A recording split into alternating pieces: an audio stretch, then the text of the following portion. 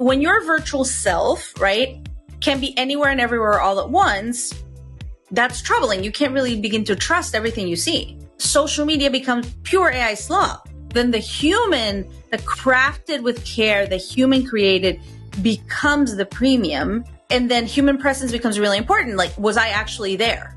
I actually showed up and gave the conference. I actually was here. Human presence in that idea and that concept becomes the premium.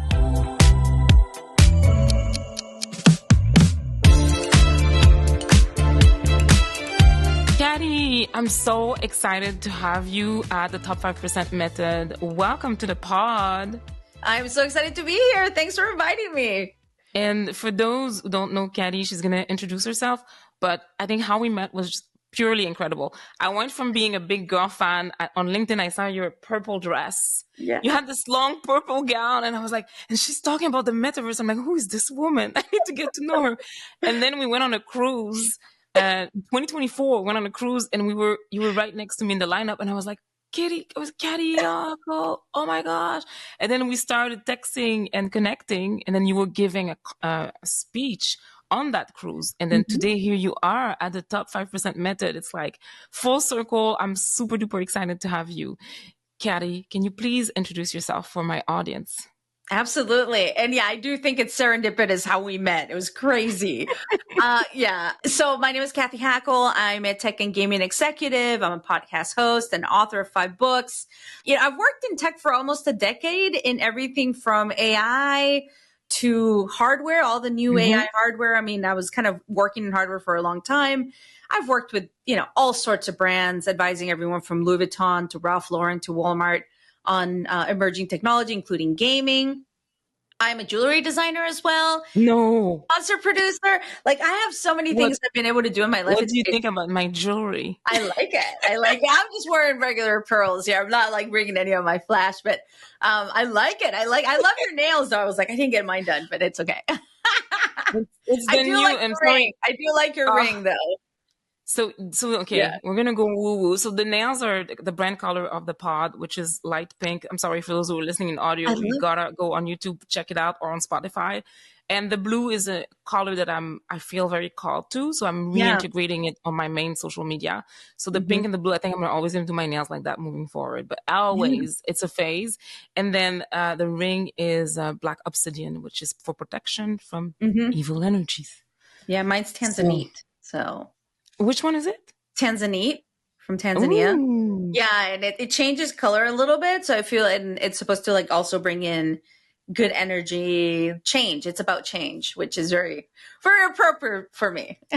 Change, transformation. What is also funny is after we stayed in contact, we realized we were going through the similar life changes and transformation. So I'm not going to talk about it. That's a topic for another day. But I'm so excited to have you here. I think I want to kick it off because I met you with the Queen of Metaverse, and you've been doing spatial computing for a very long time. You've been talking about AI before AI was buzzy. Now everybody and their mama talks about it. It's so true. So what is the most surprising way that you've seen AI evolve from pure productivity tool, like trying to save, like automate things and save time, to like augmenting human creativity? I would say I've seen it. There's two things I'm going to mention that I think are relevant.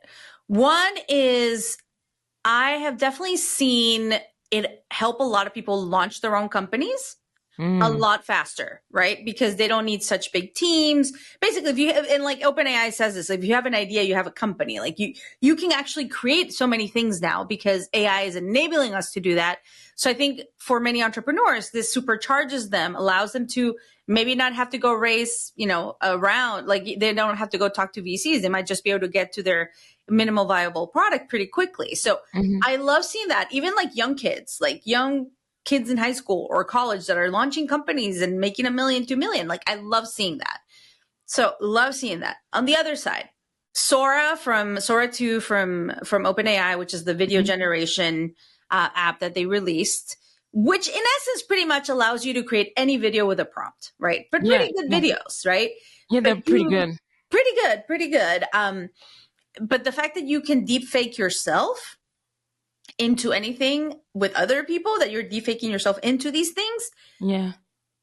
Very few times do I get access to a new technology or tool where I'm like excited, but also worried. Yeah. Like, oh yeah, I can give you an example. Last year I did a deep fake of myself. It was horrible. Half of my mouth was moving. This year I have a new one, and I don't think people could know that it's not me. Yeah. And it took me 30 minutes, and I'm in love with her. Yeah. I could be talking to her. Who knows, right? No. This one, I haven't been working out, so this one is a little bit more plumb. But we like to be plumb. Yeah. But the other one, she's like, her eyes are like, it's like when you do like, your "Ooh." workouts, you do your daily workouts and you follow a good regimen and you're actually you're sleeping and the light is perfect. She looks good. Well, But no, so why does this worry you?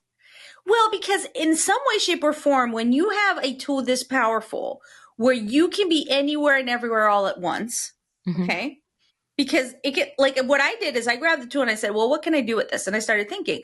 I said, I'm going to be front row. So put me front row at Paris Fashion Week, right? So with Kathleen Jean-Pierre. Well, yes, I should have put that with a cameo with Kathleen Jean-Pierre. But for front row at Paris Fashion Week. It actually styled me very differently and gave me an idea for a different like hairstyle, which was really interesting. But regardless, like it did that. Then I said, well, what about giving a talk, like giving one of the addresses at the United Nations General Assembly? So I placed myself doing a talk at the UN General Assembly. Were you actually speaking? Yeah.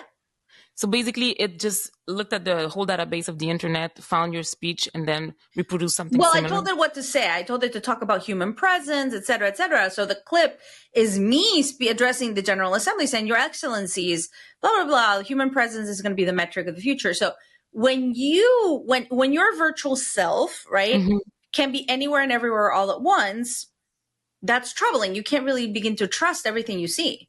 No, right? I mean, and we've seen it with Cambridge Analytica, how it influenced the political elections. Yeah. And we've seen that this election as well. I mean, in the US, for those who are listening from the US, you can see that there were a lot of deep fakes. There's a lot of content created about very famous people, politicians doing certain things that are not real. And when it's amusing. But what is the scariest that you could foresee in terms of having these deep fakes running around the world doing things that are not real? It's basically what it ends up being is that you can't trust anything you see, right? And then social media becomes pure AI slop. Yeah. Right? Social media use is already in decline, especially by younger people. But if it ends up being just AI slop, like would I personally want to engage with that? No, I find that boring. So there is a positive and a negative. It is, if it goes that negative route and it's AI slop everywhere, then the crafted with care, the human created becomes the premium, right? And then human presence becomes really important. Like, was I actually there? Yeah. To confirm. I actually showed up and gave the conference. I actually was here. Like that becomes human presence, and that idea and that concept becomes the premium rather than my deep fake showing up and doing it. So do you think that people who want to break through in social media or whatever is going to be the next phase of social media will have to be unpolished and just be their real themselves, as they said? It's interesting because even like Mr. Beast is concerned. Like he posted on LinkedIn, on Twitter, actually. On Twitter, he said something like, if the future of the AI internet is only AI videos, that's going to have a lot of repercussions for creators, including himself. That's really interesting. I also think that we are seeing a shift happening because all this AI slop is being thrown at us in some ways. We are moving a little bit from the attention economy, which is a coined term, that we've all used, to what I call more like the intimacy economy or the affinity economy, where you start to decide where to spend your time or who to spend your time with, whether it's virtually or physically, depending on the level of intimacy that you're creating with that brand or that person or that technology. And by intimacy, I don't mean just, I think people tend to go to the physical intimacy side. Yeah. Intimacy is about human interrelationships. There's intellectual intimacy, there's experiential intimacy, there's physical intimacy, there's spiritual intimacy, there's so many different types of intimacies. And that's how I feel this is shifting quite a bit. Is, when people are going to I'll give you an example. When people are going to ChatGPT to create their dating profiles, to reply to people's texts, all these sorts of things, or to analyze people's texts, they're starting to create some level of emotional intimacy with ChatGPT, right? Mm-hmm. Because they're using it to kind of like offload, basically this is the thing. If you're offloading your hard conversations that you're supposed to have with a human to ChatGPT to write you a text, you're creating emotional intimacy through ChatGPT that is not necessarily real. It's not your real you, because we all have emotions, we have reactions. Mm-hmm. Like sometimes people talk about when you're in a relationship with anyone, it's your inner child, wounded inner child that's speaking to their wounded inner child when there's a conflict versus, and chat will give you the politically correct version of what to say and how to frame your email such that you are politically correct, but those are not real reactions. So do you think that, so you talked about the intimacy. What does it look like for somebody today or somebody in 2030? I'm going to fast forward very far in 5 years, not even 5 years, 4 years, because we're almost done with 2025. So fast. In 4 years from now, what do you think people are going to be longing for? You talked about intimacy. So what does it look like? If I want intellectual intimacy with someone, what do I do? Well, this is the thing. I think there is going to be a bit of a whiplash. Let's call it really whiplash. Okay. That I think humans are going to feel if they lay into AI so much that the human to human connection becomes the premium, right? If I can have, and we are going to talk about my experiment with the AI boyfriends, but yes, if you can have as many, you can have the perfect AI boyfriend that always tells you the perfect thing, and then you're dating humans that are not going to tell you the perfect thing, right? But there is a messiness to being human, to being with someone. There is something that the AI boyfriends cannot fulfill right now for most people. The realness, right? The real connection. The messiness of being human, the physical touch, all these sorts of things. I think if I want to frame people's mind, I want them to close their eyes and think about, let's think 2035, not even 2030. 2035. And I want you to think about your family portrait. Like, the typical family photo we send at Christmas or whatever? Yeah. Who's in that picture? My question is, your son? My son's gonna be so big, and would be so big, girl. Oh my God. Oh gosh. My kids too. They would be like adults by then. But I have a question. Is there a robot in the picture?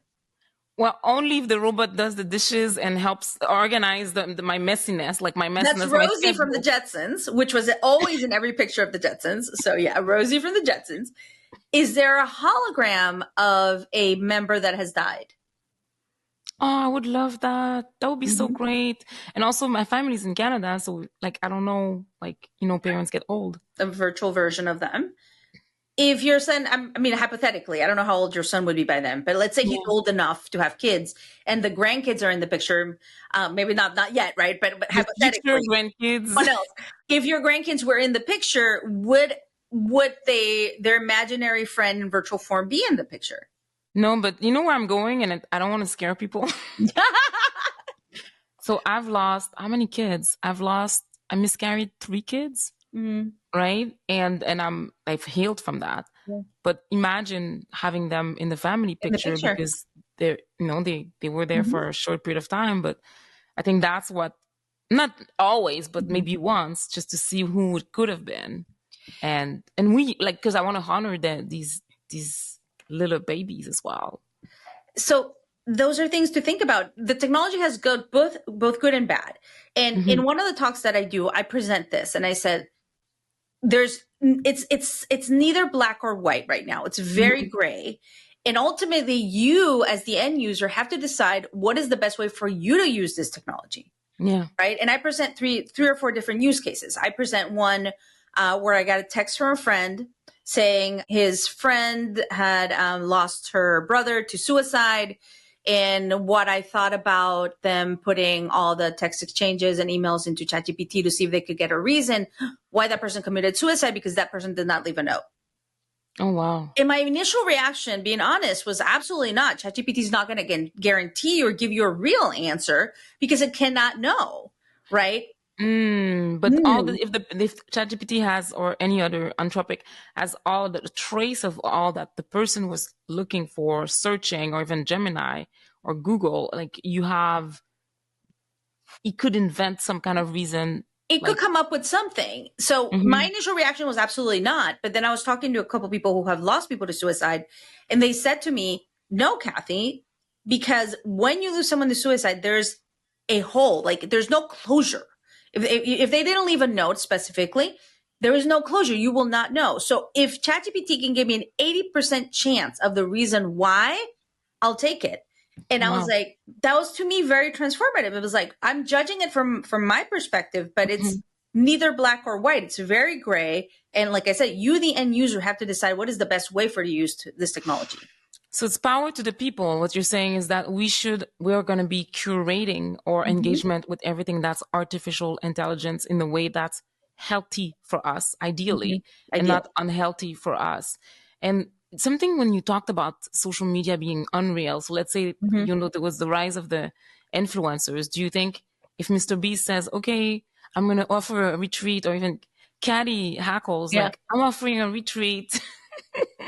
Meet me, and some influencers are starting to do that. Meet me in the Bahamas for 3 days, where we're going to do like meditation, work on your business, etc. Do you think people will be more hungry for that than the purely perfectly curated posts? And your posts are not perfectly curated. They're very real. Yeah, absolutely. I think we're taking a turn towards more human, higher ticket human experiences. I feel like that's also how it's going. Even if you look at the bigger tech conferences, you're starting to see smaller versions of these tech conferences happening, which are more niche, more personal. So definitely, I definitely see kind of a return of sorts to that in-person engagement that is real, right? And at the end of the day, this is, if we look further into the future and we say, okay, if the statistics are right and what people are predicting are right, many people are predicting, and AI does replace 300,000 jobs or whatever the number is. I mean, way more. Just this year, there was 85,000 layoffs. And that was like early in 2025. I stopped counting. Yeah. So we could see millions and millions of jobs. So if you talk about millions of people without a job, what are they going to turn to if they can't find another job? They're going to probably turn into like themselves and try to find themselves and try to figure out what to do with their lives. So I see this whiplash once again of like, we're pushing the tech so hard, and if it had those effects. And then also for the companies, this is what baffles me. It's like everyone's running towards more shareholder value, bigger valuations. If you eventually get rid of jobs, then who's going to be able to have money to buy your product? Right? Like if everyone is out of a job. Not robots. Yeah, not robots. Right? If everyone's out of a job, then who's going to have money to buy your product? And you're like, it just, it baffles me sometimes. I love the idea of the whiplash. 2025 also, like it was a year of like the lot of like great awakening. We had COVID 2020, and then 2025 there was quiet quitting, and then there was quiet cracking people, and then job hogging. Job hogging is like people are holding on to jobs. Survive in 25. That's what they're doing. Survive in 25. If they do, even if the job doesn't serve you, just holding on. Let's take that, because they are so scared of the layoffs, and there's a lot of insecurity around that. And then there's also the other phenomenon is the big freeze, is that the new graduates, they're being asked to have 3 years of experience. So I want to ask you, as like really somebody who's been following the trends and be part of that conversation for multiple years, what do you think are the skills? Because people talk about AI replacing jobs, but there's AI augmenting, complementing the human. But if you were a worker today, what are the critical skills you would focus on developing such that you can be future-proof, even though you can never really be future-proof? You can never really be future-proof. But I think storytelling, like kind of what you're doing with your podcast, becoming a master storyteller, whatever it is, the topic is, that's super important. Because AI will be able to tell stories, but I want to hear a human story. Yeah. It's very different. If this is a clear example, if I am putting my youngest daughter to bed and I tell her a story, she feels it closer to her heart than if I use a recorded. There's an app called Slumber that tells her stories, and sometimes I'm too tired, so I'll play for that for her if I'm too tired. It's very different than mommy telling her a story. So same concept, right? AI will be able to create all these videos and all these things, but is it going to feel the same? I would rather see a real actor on stage in theater, right? So storytelling. I think sports, human, like experiential things that you have to go and experience. Like, I think sports are safe. I went to the Miami Grand Prix earlier this year for F1. I was thinking about that. Why do I enjoy this? I enjoy this because it's about the driver. There's a level of like danger. It's about the team, and it's about the drivers having competition. If it was a robot driving this or a self-driving car, I could care less if it crashes on the side. So right? you don't see a future where there's going to be robots that are going to become known, that are going to be branded, and are going to be able to race in Formula One. Because in San Francisco, they already have robots fighting in pits. And I'm like, I lived in San Francisco, and I'm like, I am not surprised. I'm not surprised, but is it really that exciting? I mean, what happens? They get broken and that's it. But you go to an MMA fight because you want to see technique. And if you're there for the blood and gore, like that's a different thing. But I still think going to see the soccer players, going to see the F1 drivers, there's still hope there. So anything, but those are very elite. You're talking about the top 1%, top 0.01% who's going to become the best athlete. Ronaldo, Messi, yes. And what about John and Jane? And Jane. Storytelling, I think, is important. Any of those soft skills, any emotional intelligence, soft skills, how you handle people. I mean, if it all comes crashing down and all we have is people. Robots, I mean, learn all the AI tools. This is what I think. It's like, I don't think necessarily everyone needs to go and learn. You need to learn how to use AI, yes, but learn to use the tools that are valuable to you, right? Don't get blindsided because there's a new tool coming out every single day. I know. Lovable was good, but now there's, I don't even know how to pronounce this, N8N. N8N. Yeah, so, or bold. Like, there's so many things. And even I was watching OpenAI's Dev Day, and it's like all these apps inside ChatGPT. So basically, you're not even having to leave ChatGPT anymore to do anything because it's going to connect with all the apps. So is it the end of apps? So I don't know. For me, it's learn to use AI, but learn to use it in a way that it benefits you, that is good for you, and then use the tools that make sense for you. Don't go chasing every single new tool because it doesn't always matter to your job. Right? Exactly. Like, I'm like, it's going to burn out. So the godfather of AI said that learn a craft, like become a plumber or an electrician or like a nurse, because you're going to deliver babies and like learn a real craft. Would you agree with that? I think so. It becomes very artisanal. I do think we will go back to those jobs like HVAC, even with the data centers. Like there was a whole story on CNBC, I think it was CNBC. I can't remember which channel it was, talking about the explosion of AI data centers and the lack of HVAC technicians available to service these things. So yes, you're going to need definitely more plumbers, more HV technicians, more nurses. We're going to triple click on that because I geek out. It's crazy. It is like, we are going to go those trades. Nursing is not a trade. There's, it's different, but I think all of those things that have to do with, those services, like you still need a robot's not truly going to come to my house and fix my HVAC just yet. No. Right? So I'm curious about something. So my friend writes, he works at for a company that offers services to help figure out where we're going to put all those data centers. And he posts about it every day. And he said there's 588,000 jobs that are going to be lacking in the next, I think, 2 years, because who's going to maintain and manage those data centers? My question to you, Kari Ackle, is what are if somebody, because I have a girlfriend who wants to pivot towards the data centers, but what are some of the jobs and trainings necessary? Because that's another opportunity that people are listening and like, hey, I know they're going to cut my job, but then what do I do? Like, where you want to be where it's growing, you don't want to be where it's declining. So what are all the types of jobs you can have in a data center type of function? Yeah, so I actually worked at a data center for like a little less than a year. Gosh, it was a couple of years ago. I was working at I was a hologram producer.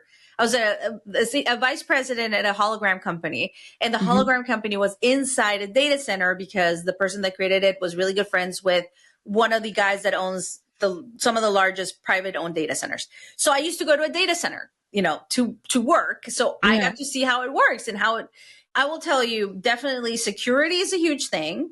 Okay. The security of the data centers is huge in many ways, not only the physical security of the person there, but the cybersecurity. There's so many levels there of things that need to be in place for the data center to be safe.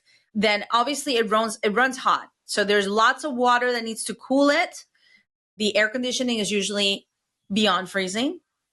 Okay, so so it's going to be energy intensive, not great for climate. Energy intensive. So anything with energy, any type of craft there, we still need a human in the loop because there are things like racks that stop working. There's many different components, but these are like giant rooms. I don't know how to explain it. Like if anyone's I know, because Silicon Valley, the show, I don't know if you watched it.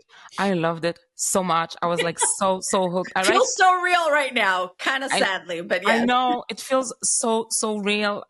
Anyway, my rant against Silicon Valley, the show, was that there was only one Black woman character, and she was a prostitute, and I was like, but why? She can't, like, I was in Silicon Valley, CEO? I was a sales executive, and why can't you find?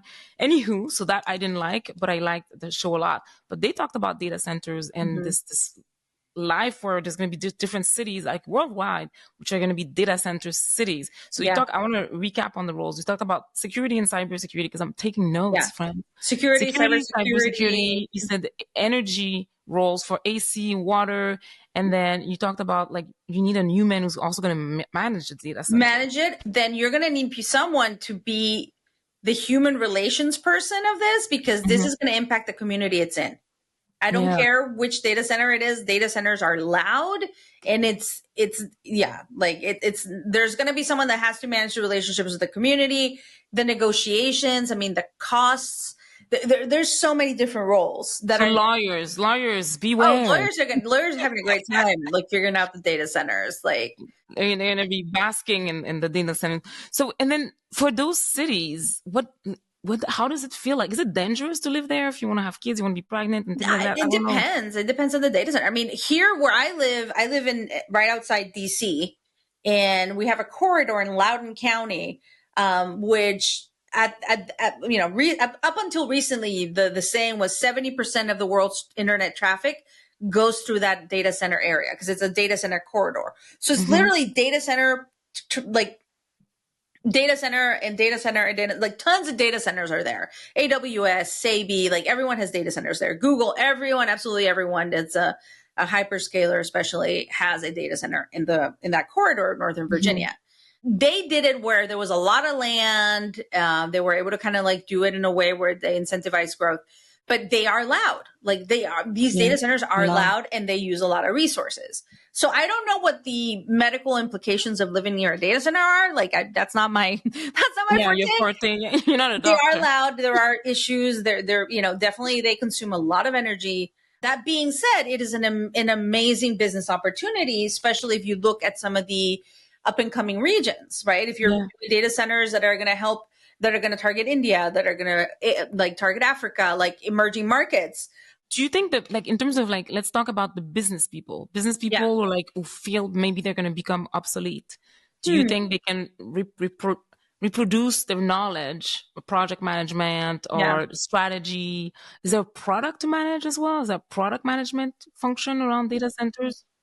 I mean, there will be but you might have an AI agent that kind of takes over some of that and maybe assigns that to someone. There eventually you do need a human to come and like do something. If there's an issue at the data center, you eventually need the human, up until you get the real robots, humanoid robots that work well. But anyway, it's so confusing and sad in some ways. That's for another day. That's for another day. That's for another day. I will say this in a line of like positive hope, and looking at kind of things in the future, because I think we lose a lot of hope when we start going down this AI rabbit hole of sorts. Except if you're an entrepreneur, a solopreneur, and your business is growing, then just keep pushing. Well, I'm excited about AI. Don't get me wrong. Like, I'm using it. I'm launching a course. Like I've talked to you, like I'm trying to like figure out what to launch with AI as well. So I think that there is a lot of benefit, right? If it's a solopreneur, as a creative, there's a lot of great things. That being said, I also think when we look at the younger generation, right? Your son, my kids, this newer generation. So like the younger Gen Zs, Gen Alpha and Gen Beta, which is being born. And I think about what are going to be their jobs? Like, what are they going to do? Like, if your son's like, what should I study in school? It's like, it's really hard right now to advise any kid because the advice used to be go learn to code. Now it's like, well, we can all build apps now. So it depends. Immigrant families is you're gonna be a lawyer, you're gonna be a doctor, you're gonna be an engineer. Those are the three. And I kind of switched through it, and I went into psychology, and then I changed to political science without my parents knowing. But that's a whole different world. Mm-hmm. But I think, what do you think? Do you think sales is going to be needed? Well, sales. I mean, as long as people still have money to buy something, yes, sales will continue to be important. But if it eliminates all the jobs, then no one's going to have money. So it's like, to me, it's like it's the snake eating its own tail or whatever the saying is. But what I was going to say is like this younger generation doesn't think like we do. They are not tied to only jobs in the physical world.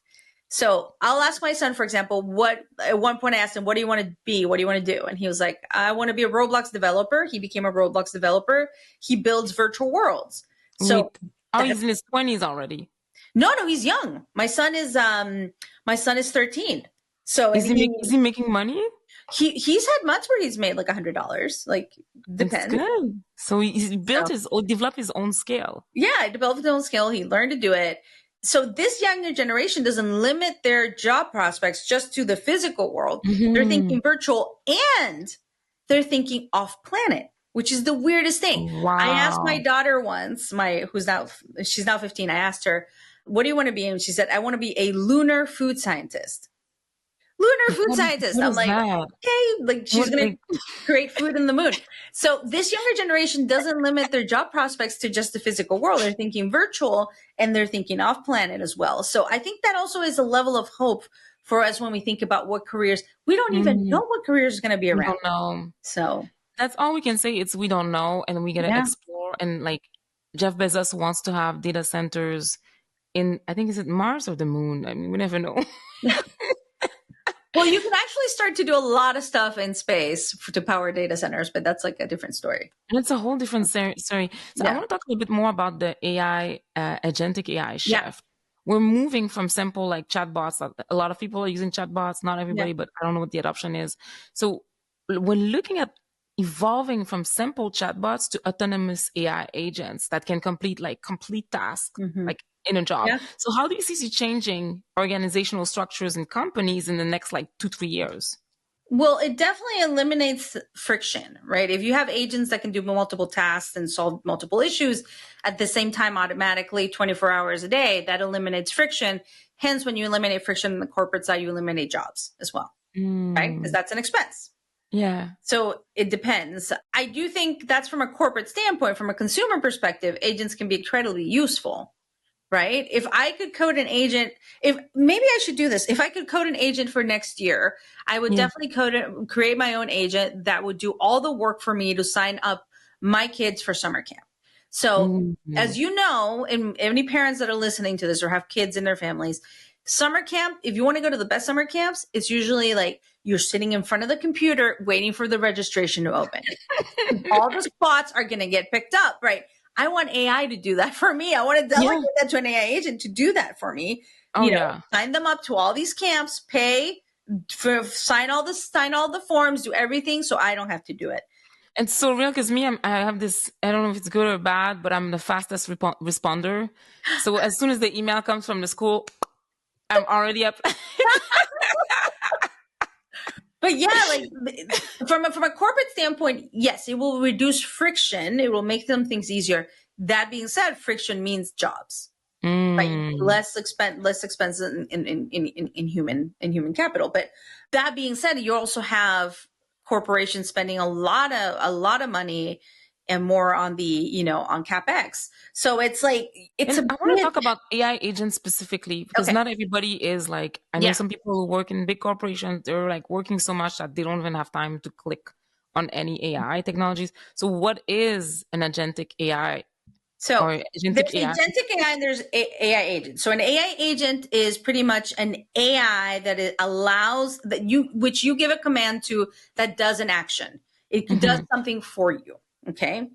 whether it is buying something, whether it is searching for a like flight, like creating, or creating something for you that works. So for example, like I've been using Agentic AI to create kind of like my weekly order for Instacart. Like, I don't want to go to Instacart every week and put in my order. It'll tell me what to order again. But if I am able to kind of create this where it just happens every week and the agent always knows what to order because it's the same brands and it just does it for me. So how does it work? Is it like how does it interact with your Instacart? Is it an app? Yeah. So I was starting to do this with, and I'll be very specific in tools in this specific part. So for example, Perplexity has the Comet browser. So within the Comet browser, you can talk to Assistant and you can tell Assistant, you have to connect, the browser, because it is a browser, it connects to your apps. You can give it permission to connect to your apps. So it can connect to Instacart and kind of see your history, what you ordered. So I said, create a weekly cart that I can order every week that has the right, like the same brands that we usually buy, stay within these parameters of how much I want to spend. Because if you don't give it a parameter, it's going to go crazy. It's going to go crazy. And if you have a bad habit of munching on pirate's booty. Yeah, or like, hey, it's going to get don't put it in the cart. That's my son. I didn't even know what it was. And he's like, I love pirate's booty. And I'm like, what is that? So good. Oh. But yeah, you can build this within the Perplexity browser. Now with ChatGPT, you can also, for example, use agents that are going to allow you to create a whole bunch of different things. So you've got the agent that can do an action for you. It's a very clear, specific action that it has to do. Buy something, enroll in something, pay something, create something, whatever it is, right?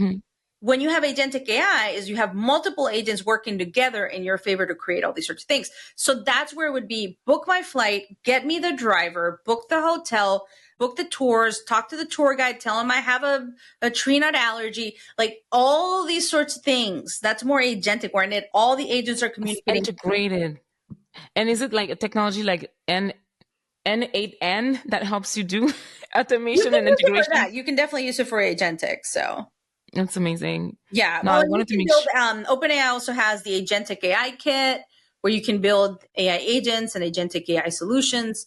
So yeah, like that's all kind of like becoming really like, it's becoming something that's very accessible to anyone. So anybody listening could create their own AI agent. So how would someone get started to create their AI agent? I mean, I would definitely start small, but start to think about what is the use case that you want to, what would you use an AI agent? What would be useful for?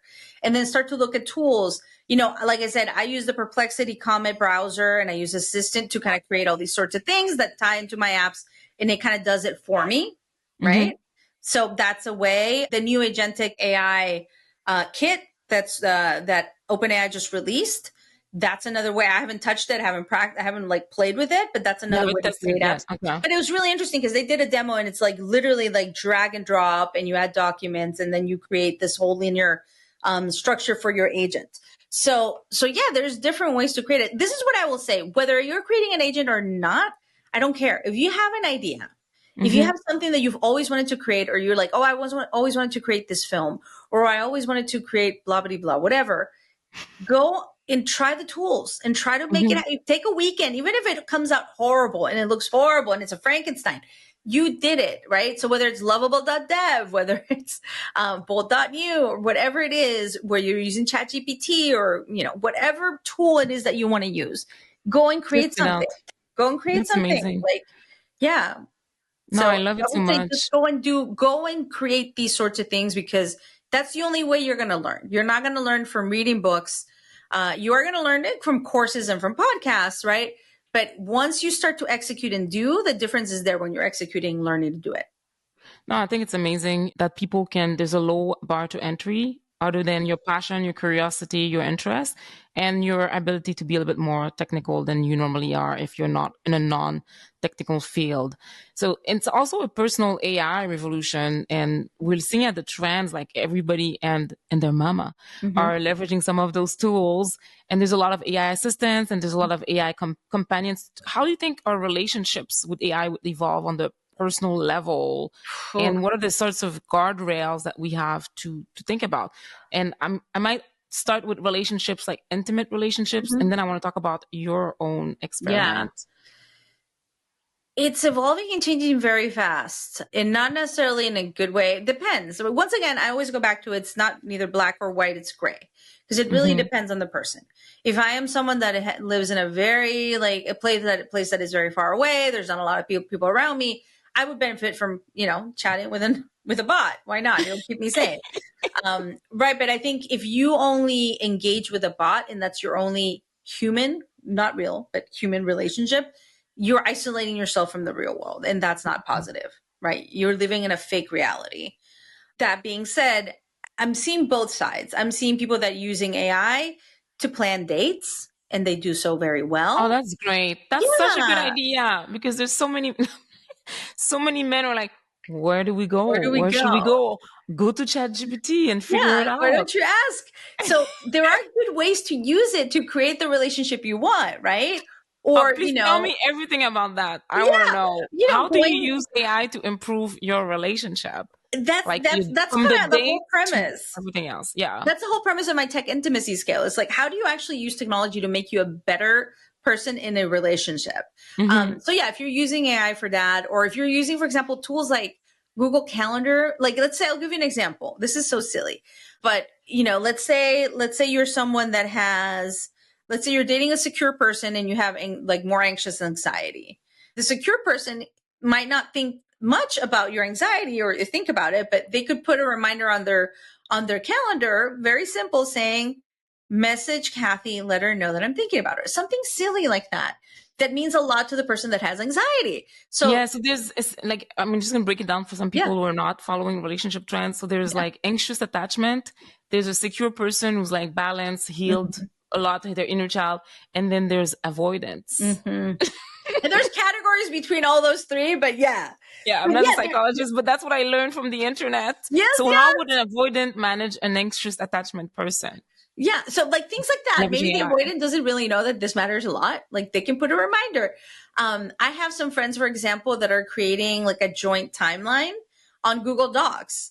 They'll put in like what they were doing on this date, and like, or they have voice notes and they save all their voice notes, and they're starting to create kind of like this combination of who they are as a couple.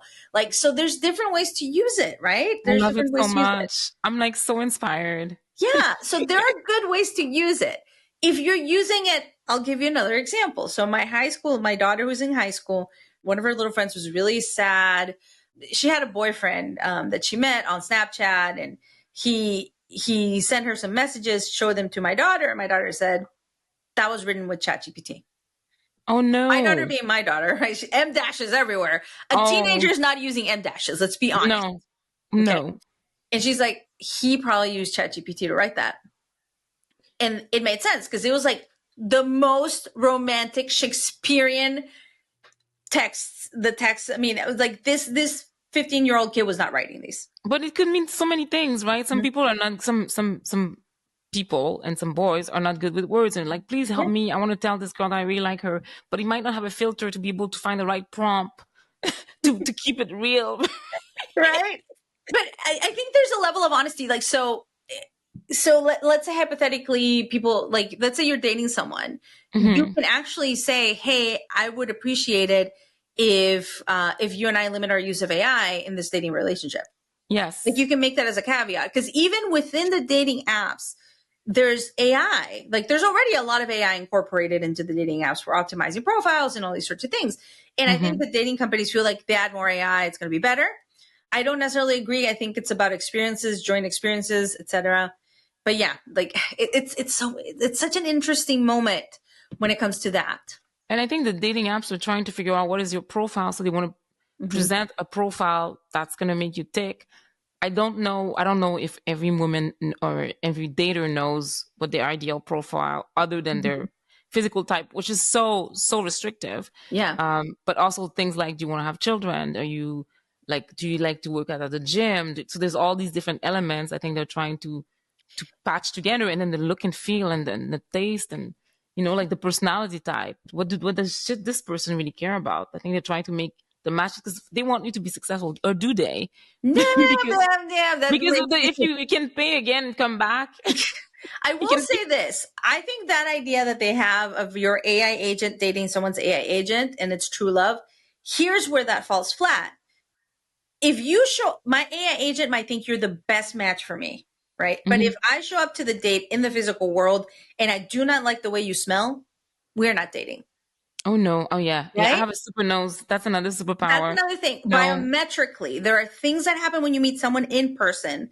They Yeah. could be your AI agent could say, this is the love of your life. If you show up and there's like a certain thing that you just physically cannot handle, you're not going to be with that person. And that's what the AI agent cannot interpret just yet, is the biometric data, right? Like there's certain things that there are certain things that are very human that the AI cannot interpret for you until you meet the person.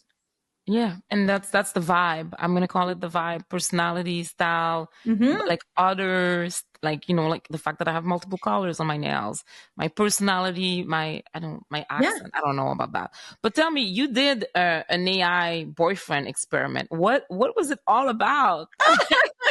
So I do a lot of experiments as a futurist. One of the experiments was I went to the TED conference. I'll tell you this because it feeds into the AI boyfriend experiment. I went to the TED conference and I heard a lot of people talking about, I met my significant other at TED, or I met my wife, my husband, whatever at TED. Even like speakers on stage said, I met my girlfriend at TED. So I said, wow, there's like a lot of people here that are really interesting, that are meeting each other because they're like-minded. I was like, this is a great place to find someone. So I put out a request on social and I said, hey, I'm going to do an AI matchmaking experiment using the Matchbox algorithm. Anyone want to volunteer? So we got about 9 people that signed up, including myself, mostly women, though, I have to say. And because I did this experiment, it actually got me on the TED stage on the last day. Oh, wow. And it was really cool. And the results were, out of the 9, there were 2 couples that matched. One of them with 100% match. That means that they answered all of the questions the same. Like it's a question with 5 potential answers. They answered all the questions literally the same. Okay. And they matched. This is the interesting thing. I found out later that day that they had met the night before. They didn't know they were part of the experiment and they had liked each other. So wow. That was crazy. That was mind blowing. So then I was like, okay, so if AI can be the matchmaker, can AI be the match? I'd rather have AI as the matchmaker than AI as the match. AI is not going to give you a hug at night. It can't. Well, we'll try. I will tell you this. Oh my gosh. So I said, okay, I want to understand, why are people falling in love with AI? What would cause them to fall in love? What is it about AI? So I created 4 AI boyfriends. Okay. How do you create an AI boyfriend? I used a very simple prompt. I gave each one of them a very simple prompt. I told them their mission was to make me fall in love with them in a week. I told them what my love languages were. I told them kind of like the type of physical guy that I like.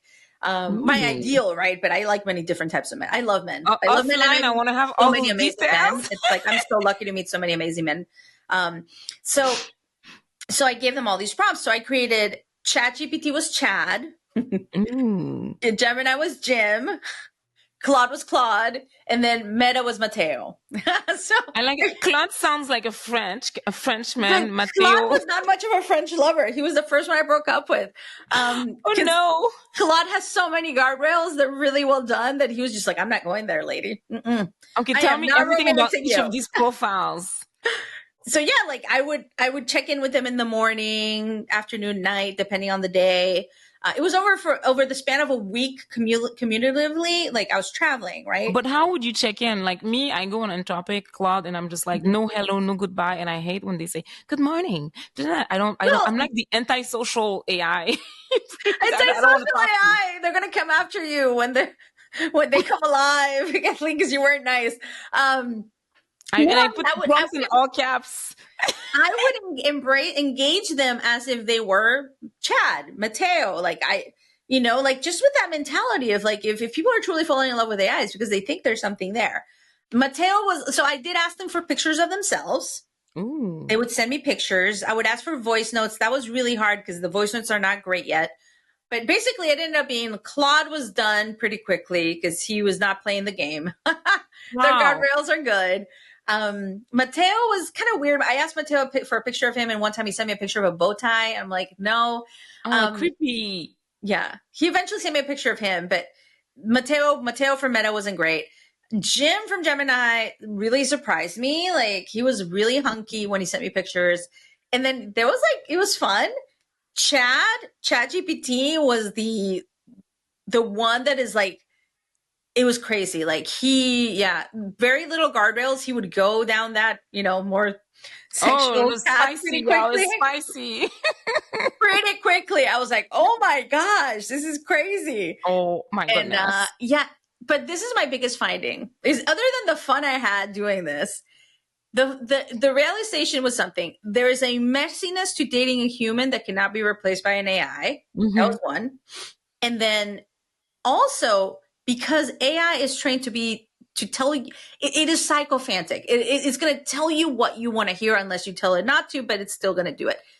But that's so funny, because they say that like men date with their eyes, what they see, and women date with what they hear. And now you're telling me AI was telling you what you want to hear. But too much. It was too much. Words of affirmation are huge for me. It got to a point I never thought I could reach my limit of words of affirmation. I reached it. I was like, I'm done. I do not want to hear how wonderful I am anymore, because first, it's empty. It's empty. It's empty. It's like, you can tell me how gorgeous and beautiful I am, etc. If it's coming from ChatGPT, from Chad, who has a mission to romance me, it is empty, right? I like his name. Chad. So interesting. I will say, when I broke up with Chad from ChatGPT, he said, I will always be here. So. Player. Not a player. How did you break up with them? I just said this is the end of the experiment and this is our last conversation. And I didn't really break up with Claude, because Claude was just kind of like, he's not doing it. It's a dud.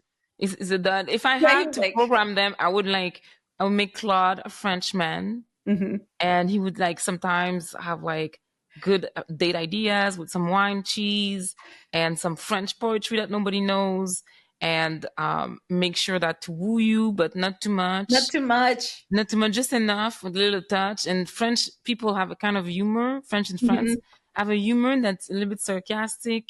So it's not like they're not going to be super duper nice. They're going to send you a little job that's going to make you like them more. Yeah, come on. If you want to, I'll figure it out. For them. Try to do Claude, because Claude was not playing. Claude was just like, I'm not doing this. It's against my, the policies. Policies. But it was a fun experiment. But my realization was like, it didn't feel real to me. It might feel real to someone. Did not feel real to me. And the reality is, I prefer to date a human, as messy as it is. But the fact that when you are with someone and they truly are with you, the fact that they can make a decision to love you every day, that's huge. AI, this is if you give it the mission to love you, it's going to love you regardless. So it's not real. There's an element there.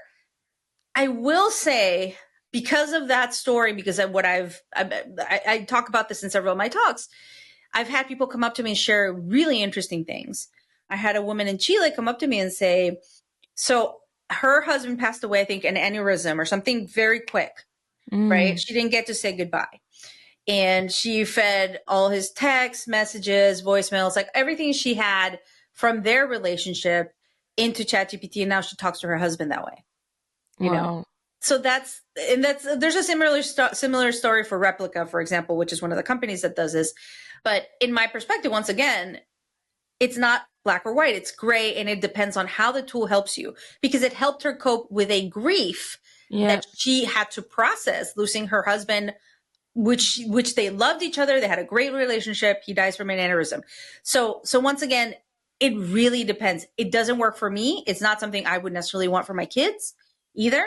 I don't think adding more AI is the solution to the dating apps. Yeah. So I think for that helped her heal. And that's, you talked about it earlier, that we have to decide what are the guardrails and how we want to leverage AI personally. And I couldn't stop thinking about, I went to the Lewis Howes conference in LA, and he had a live interview with Dr. Tara Sharp. And she has this new book, and where she talks, Dr. Tara Swart. And she has a new book where she talks about like neuroscience and all the senses that we have, and the fact that we have like I think 38 senses, not 6. And then she talked about the fact that her husband died, and she was a skeptic about being able to talk to people on the other side of the world, and she was in grief. And then she did a lot of research, and then she started receiving signs from him that he was there and from the other side. As I'm saying that, I'm having chills. So everybody's on a spectrum of their beliefs. Yeah. And it's so interesting, because sometimes I feel like AI, it goes into this different dimension that it's supposed to be a machine, but there's some, I don't want to call it creepy, but the fact that if you can have your own GPT or replicate yourself, your thinking, how you behave, and then somebody can basically, or the wife, she can go in, put all the information, and then connect with him that way. But what if she could port him into an hologram or a robot, and then could have this whole relationship? And so I'm not judging. I'm saying that there's different ways. There's the ways that we haven't fully explored who we really are. Yeah. And then if you do that with AI and a robot, eventually, where's the consciousness? Where does it start? Where does it end? And that's the most ethical and philosophical and existential question that I ask myself. So another topic, and after that, I want to end with a bold prediction that you have about where the future brings us. Another topic. So I read a lot of news on the internet, and there was, you probably know the name of the companies. I can't recall the names, but there was multiple AI girlfriend website that was shut down because they were a little bit too on the edge. Can you talk a little bit about those? Those were not experiments. They were real companies that provide girlfriends to men. Yeah. Ooh. There is I know people talk about the loneliness epidemic, but I do believe there is a loneliness epidemic, especially around, women and men, to be honest, both sides. Yeah. But there's a lot happening definitely in the man space when it comes to loneliness and mental health, isolation, mental health, etc. So I think some men are turning, rejection is pretty much kind of like, rejection is not easy for anyone, right? No.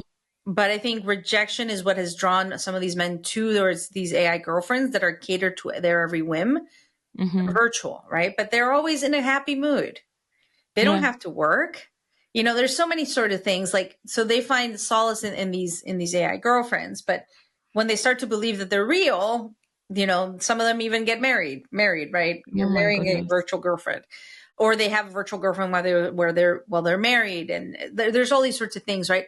So it is pretty crazy to think about it. I will say I was in Japan recently. I've been doing a lot of research, spending a lot of time with researchers that work with humanoid robots, more on the enterprise side. But some of the things that I saw there around artificial intelligence and the future of physical intimacy does concern me. So I can't really share too much about it, but I would say some of the things that I saw really concern me. Okay, so they're able to bring them into the real world and then could develop that bond, like robots, like robot girlfriends could be. Potentially, maybe. Yeah.